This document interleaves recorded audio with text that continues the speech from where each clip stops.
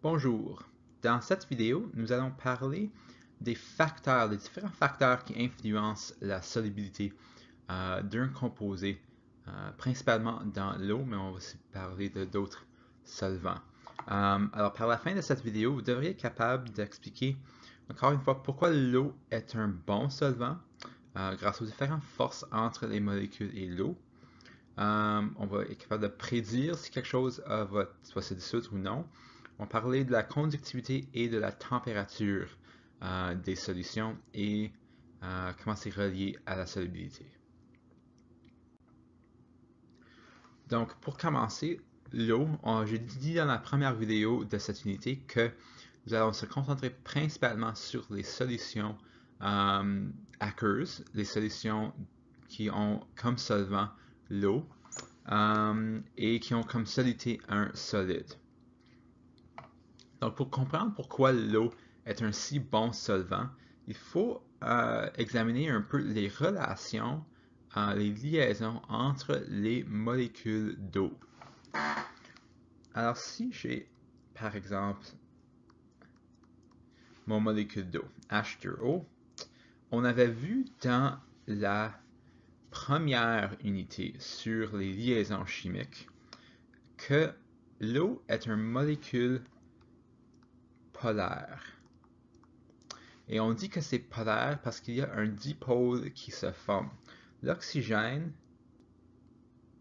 est électronégatif. L'hydrogène est moins électronégatif que l'oxygène. Donc, il va y avoir une attraction des électrons vers l'oxygène dans cette molécule.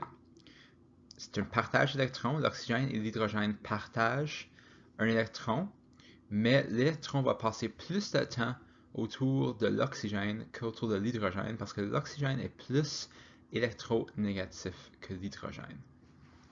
Et on dit qu'il a un dipôle négatif. Donc, le bout d'oxygène du molécule est plus négatif que le bout de l'hydrogène. Donc là, imaginez ce qui va se passer si vous mettez plusieurs molécules d'eau ensemble dans un même environnement.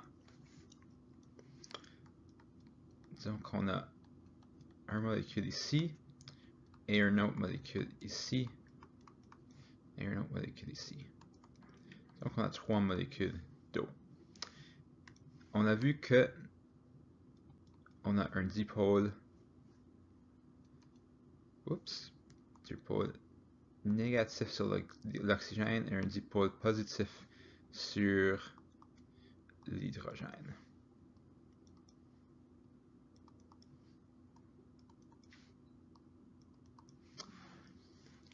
Et vous savez peut-être que généralement, les choses qui s'attirent, c'est des choses qui sont opposées. En anglais, on dit opposites attract. C'est la loi des opposés. En magnétisme, c'est un aimant avec un bout positif va s'attirer à un aimant avec un bout négatif. C'est la même chose en chimie. L'oxygène va attirer l'hydrogène d'une autre molécule parce que le dipôle négatif sur l'oxygène va attirer le dipôle positif de l'hydrogène. Et la conséquence de ceci, c'est que on va former des liaisons très fortes entre les différentes molécules d'eau. Et cette liaison-là, on appelle une liaison d'hydrogène. La liaison entre le dipôle positif et le dipôle négatif d'une molécule s'appelle une liaison d'hydrogène. On voit ces liaisons se former entre l'hydrogène et plusieurs différents anions, pas juste l'oxygène, ça pourrait se former avec d'autres anions aussi.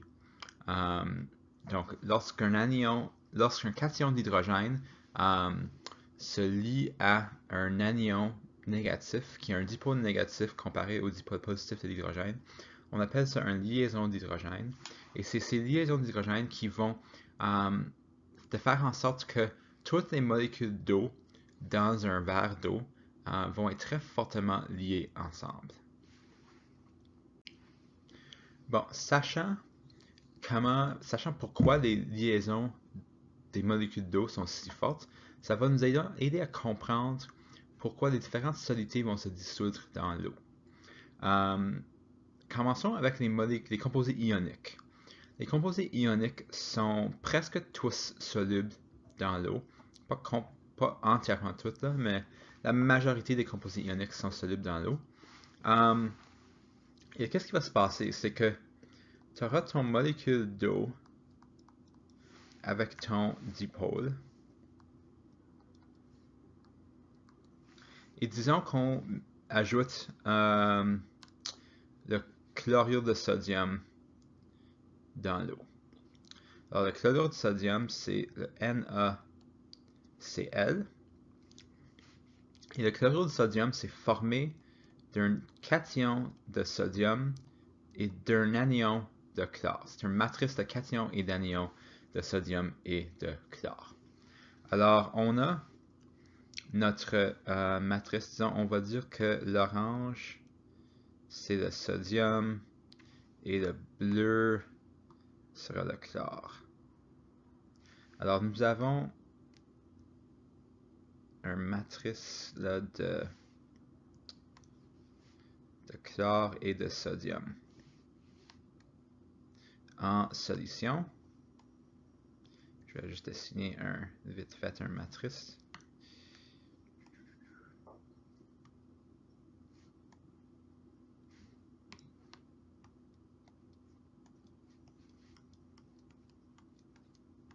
OK. Donc, disons, on a notre sel, notre chlorure de sodium qui existe en matrice de chlore et de sodium, qui sont toutes liées ensemble, cation et anion. Là, ce qui va se passer, c'est que le dipôle négatif, en fait, les deux dipôles, le dipôle négatif sur l'oxygène va attirer le cation du chlorure de sodium.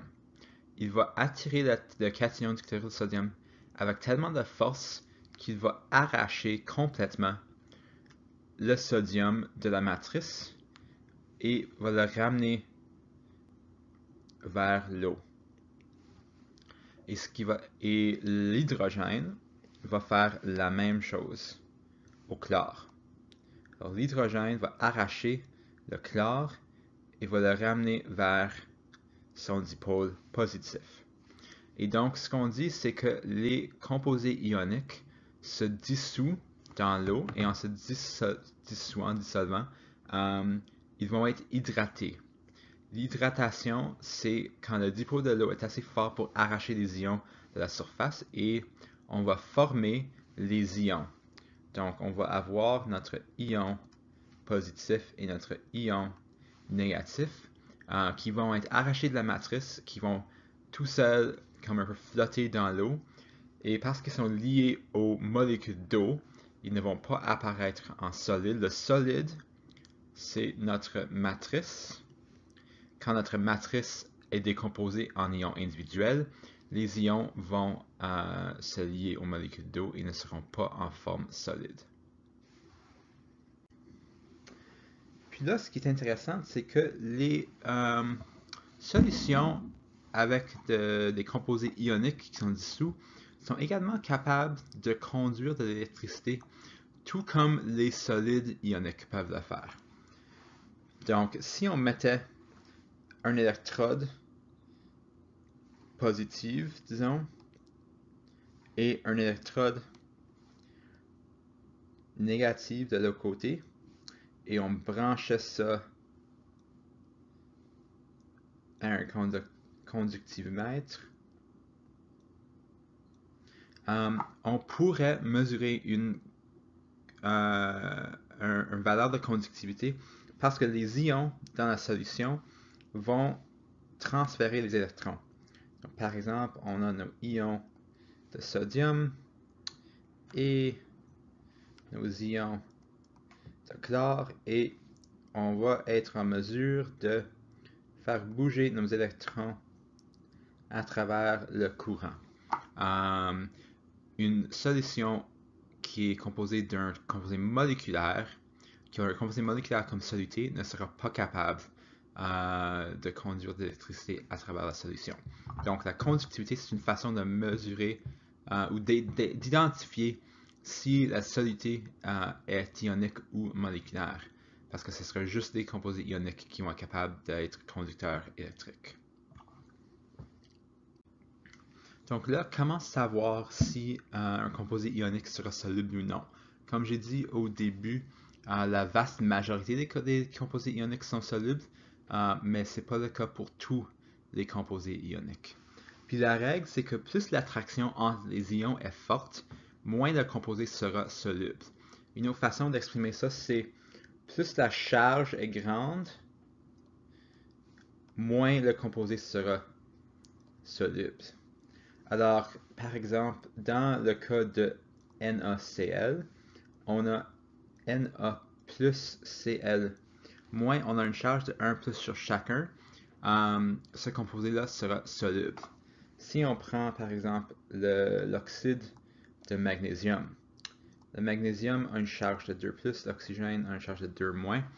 L'oxyde de magnésium est moins soluble, beaucoup moins soluble que le chlorure de sodium parce que la charge, l'attraction entre les ions est plus forte. Il y a plus d'électrons qui sont échangés entre le cation et l'anion.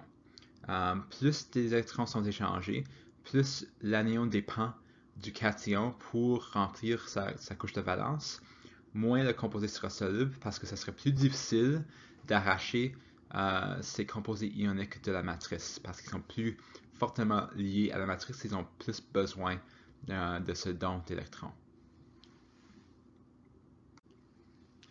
En sommaire, si vous ne savez pas nécessairement, vous devez vérifier les règles de solubilité et le tableau de solubilité dans votre manuel peut vous indiquer qu'est-ce qui est soluble et qu'est-ce qui n'est pas soluble. Alors ça, c'est une révision. Tout ce que là où vous voyez le S, c'est des choses qui sont solubles. Alors par exemple, le bromure d'aluminium, ici, sera soluble. Le bromure a une charge de 1-. Ça serait assez facile d'arracher le brome de la matrice.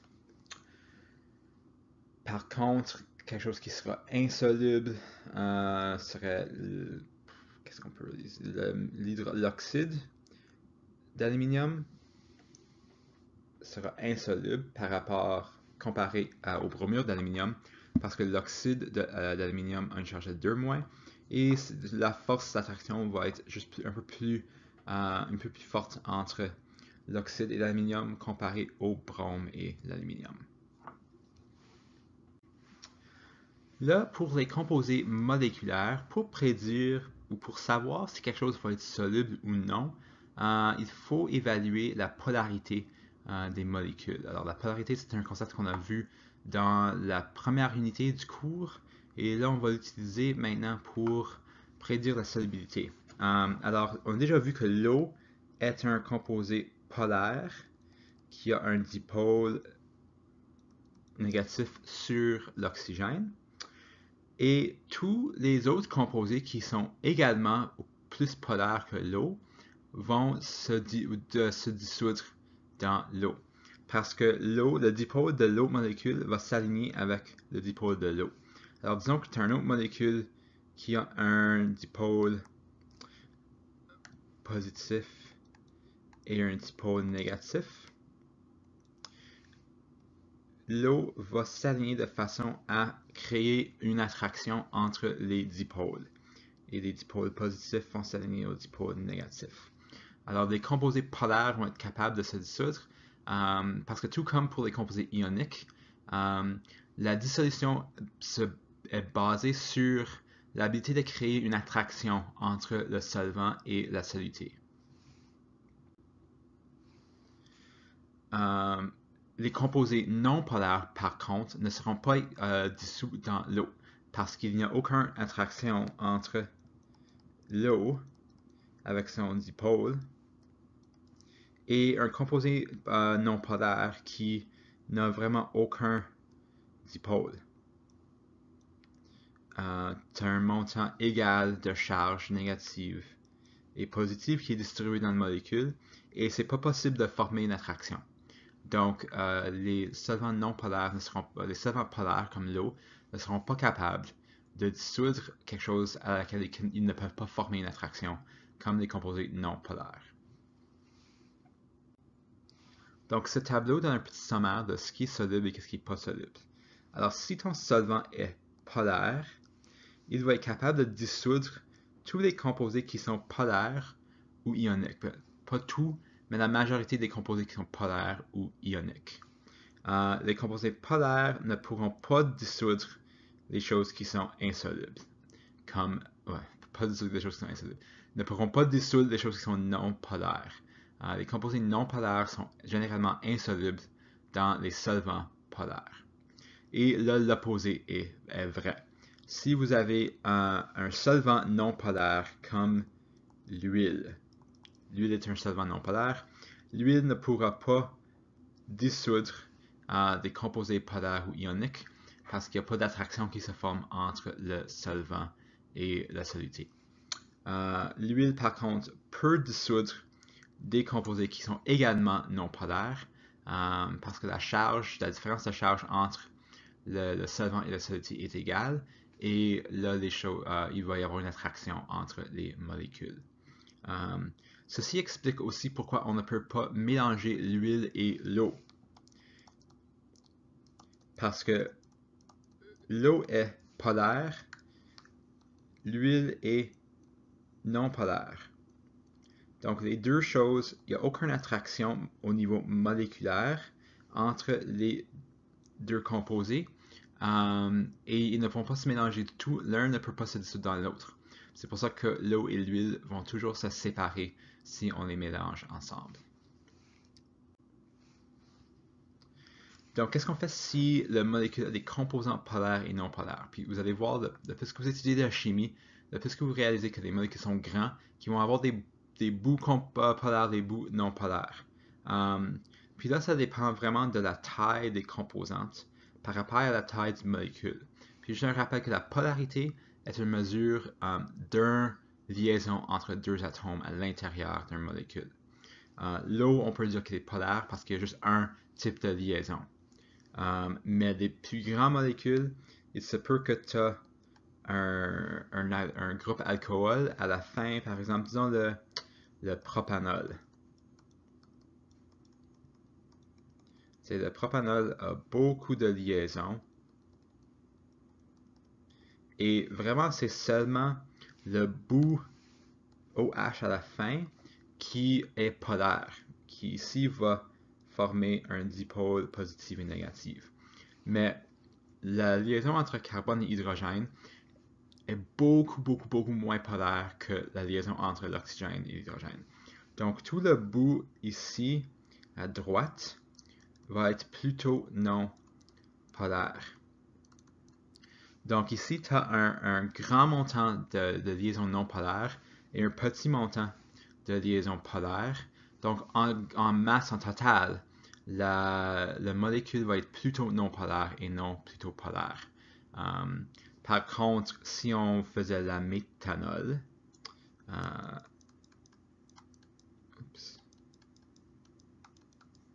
la méthanol va être plus polaire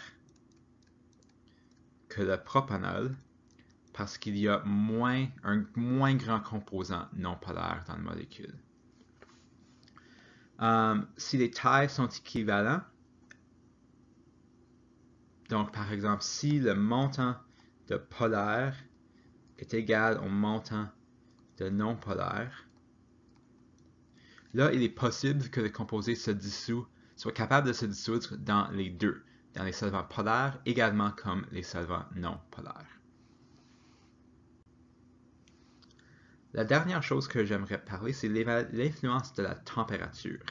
On a vu dans notre courbe de solubilité que on avait la température en bas, la solubilité sur l'axe vertical, que généralement la solubilité augmente avec la température.